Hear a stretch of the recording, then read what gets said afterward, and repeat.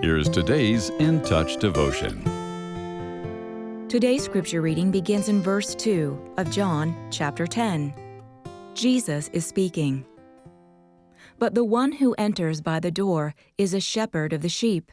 To him the doorkeeper opens, and the sheep listen to his voice, and he calls his own sheep by name and leads them out. When he puts all his own sheep outside, he goes ahead of them, and the sheep follow him because they know his voice.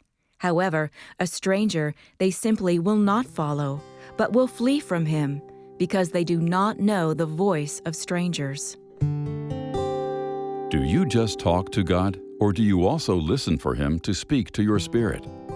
If those of us who are believers are going to train ourselves to listen to God, we must remember that listening is an active, ongoing process. Our mind and heart should be open to the idea that the Lord has something to communicate throughout our day.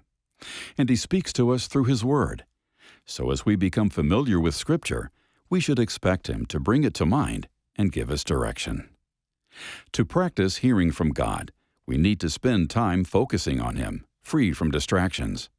Meditating on Scripture creates an attitude that is conducive to listening. Active listening includes responding to what we hear. As we read, we should ask ourselves questions such as, "What is the Lord trying to say to me through this?" But we should also ask what each passage teaches about God Himself. What does it reveal about His character? Or what do these verses indicate about the things He loves?